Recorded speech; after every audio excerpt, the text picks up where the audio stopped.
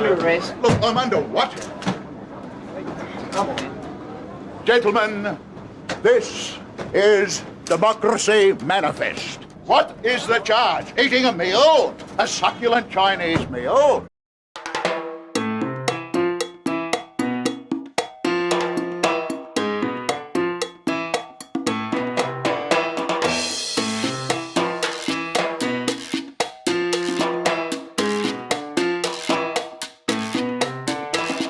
Ever since the world began, one thing was all too true. There was a cancer in the land that wants to bury me and you. They grabbed all the wealth and bought themselves a throne and cracked an evil whip like the world has never known. But the centuries passed and the people said no more, and liberty at last came to even up the score. An idea grew and its time had finally come. Liberty and justice had its day in the sun. We got the solutions for problems we create. We'll take the confusions and wipe them off your plate. You'd never believe that, you couldn't conceive that. From presidents down to clerks, just one of the perks. We get to control you, 'cause this is how the game works. One fine day in a new and fertile land, a group of patriots were brave enough to take a stand. They put forth an idea that raised us to new heights, that the country serves man and man has got his rights. Now 200 years have passed and this freedom served them well, but the cancer never left. They devised a plan from hell, just like a game of dominoes falling to the ground. The only way to win, bring America down. We got the solutions for problems we create. We'll take the confusions and wipe them off your plate. You'd never believe that, you couldn't conceive that. From presidents down to clerks, just one of the perks. We get to control you, 'cause this is how the game works. Save us from a world that's torn apart. We'll give you all our money, we'll give to you our hearts. If liberty and freedom is the price we have to pay, it's worth it just to see our children live another day. So save us, save us. You gotta save us, save us. Lesson 1, to make a free people willing to obey and happily give all their rights away. You've got to convince them that they're under attack, killing thousands of your own and blame it on a maniac. They'll beg you to save them, their rights you can waive them, convince them all their danger lurks. Just one of those perks. They get to control you, 'cause this is how the game works. Save us from a world that's torn apart. We'll give you all our money, we'll give to you our hearts. If liberty and freedom is the price we have to pay, it's worth it just to see our children live another day. So save us, save us. All subjects of the Empire now properly conditioned. Programming Complete.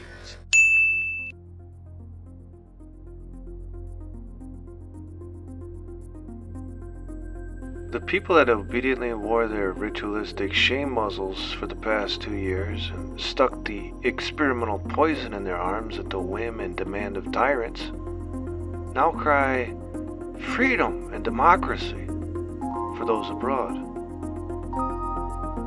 Those who for 2 years rationalized their enabling of tyranny, leading to the destruction of lives and livelihoods and the collapse of mental and physical health and the society itself, by saying, if it saves only one life, it is worth it, are now crying out for war.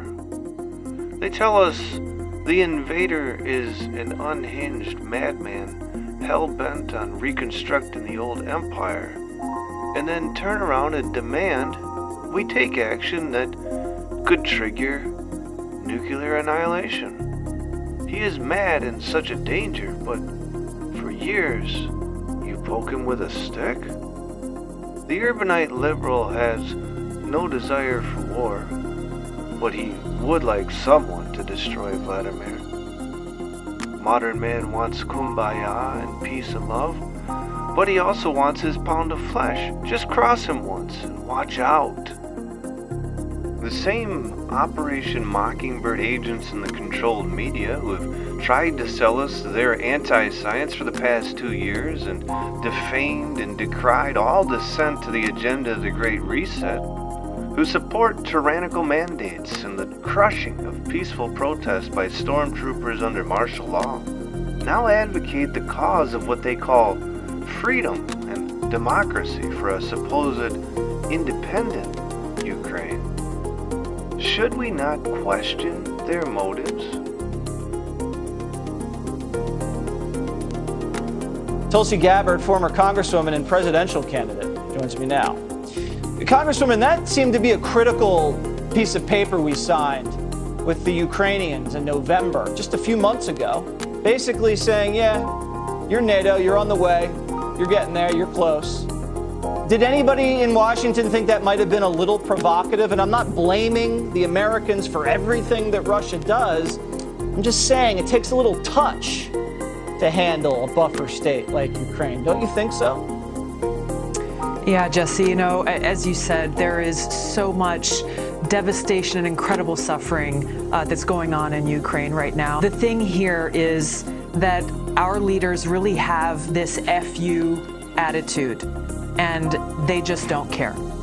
We see this FU attitude in our domestic policy here at home, where they're saying, you know what, FU to parents who are concerned about what their kids are being taught in their schools, FU to Americans who want to make their own decisions as it relates to their health and COVID. And then you see this same attitude and mindset also extending to their decisions on our foreign policy.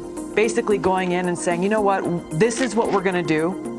Any other country in the world, and there's nothing that anybody can do about it. There's nothing anyone can do to stop us. And all of this just points to the fact that they just don't care, because, Jesse, if they did, then before making these decisions, before taking these actions, they would stop and think for more than just a moment about what the ramifications and consequences of those decisions will be. Who will they impact the most? How will they impact the American people, the people of these other countries? What will the cost be? Is it worth it? What is our objective and what are we trying to accomplish? Does it serve the best interest of our country? These are the things that they would be considering before they make these decisions. And I look back to 1996, something that exemplifies this FU attitude and their lack of care for people was when Madeleine Albright was asked about her reaction to the sanctions, U.S. sanctions policy against Iraq that had killed 500,000 kids. And as you know, her response was chilling when she said it was worth it. Well, the Biden administration is going to have to ask themselves this question. Is this worth it? I looked at the market today when I came into work. It's down, 700, 800 points. People are losing their jobs. People will have to choose whether they're going to buy groceries or gasoline. Oh, and by the way, Americans are possibly going to enforce a no-fly zone, and thousands of innocent civilians are dying in Ukraine. And it seems like we just hurtled ourselves into the situation right after a pandemic, Tulsi. Right when we're trying to recover from a pandemic, we're trying to keep our eye on China. We're trying to make sure the American people are healthy and can work and can live. And now we're in a war in Europe almost, and we can't afford anything, and we're facing a recession. Do you think anybody thought this through?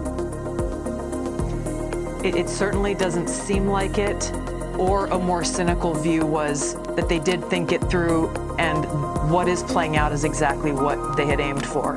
That may be the more cynical view, but it may also be the view with the greatest evidence to support it, considering what is known of the endgame with all of this, as has been openly advocated for by those driving the agenda. This is Kira Rudik, a young liberal in the Ukrainian government of Vladimir Zelensky. Shortly after the Russian invasion of Ukraine, she posed with a Kalashnikov she said she was learning to use in order to defend Ukraine. This photo op was meant to inspire nationalistic pride and rally opposition to the invasion. Interestingly enough, Rudik has been a representative of Ukraine at the World Economic Forum in Davos.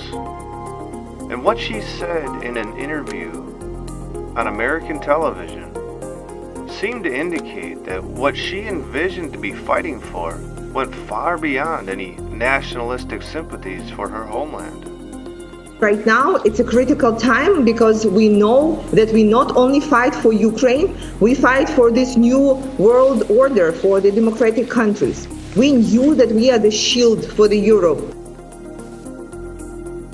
We fight for this new world order. Fighting for the New World Order.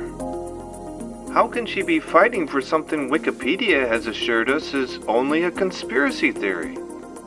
Why would she be willing to die for something that we are told only resides in the addled minds of the unstable? A rare moment of emotional fervor pulling back a curtain of deception, as it were. A transparency in truth, seldom seen.